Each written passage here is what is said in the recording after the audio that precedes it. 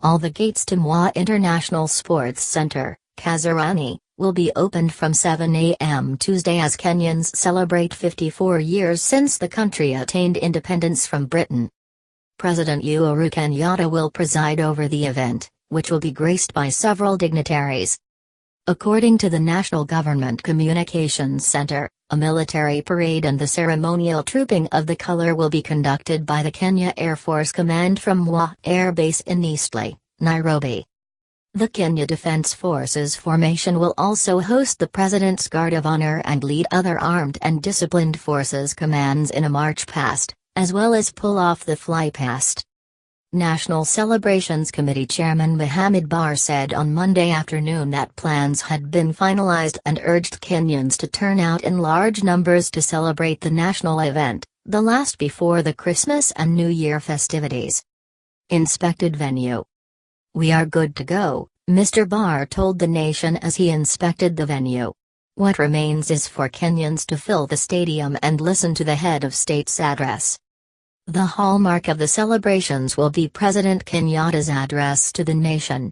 It will be his first National Day function following his swearing-in on November 28 for his second and final term after the Supreme Court upheld his re-election in the October 26 fresh presidential poll.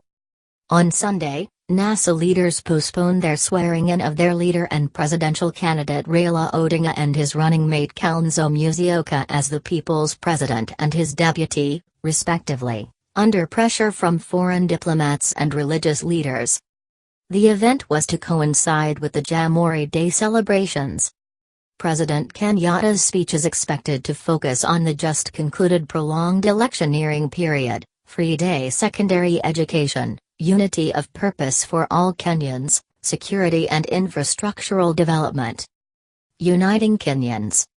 The free secondary schooling is set to roll out next month, when schools open for the first term.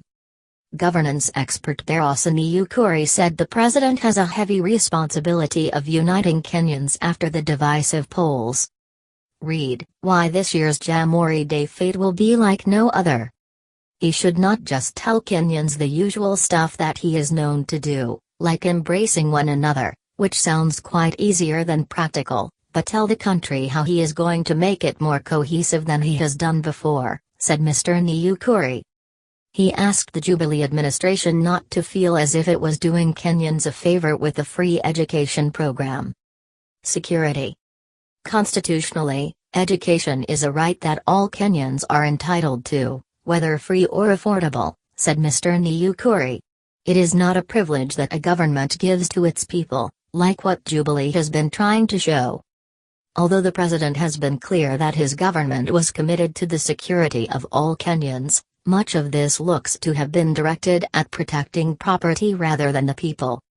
The president is also expected to detail his plan on affordable energy, a stepping stone to industrialization, and the general infrastructure, which is the gateway to economic growth.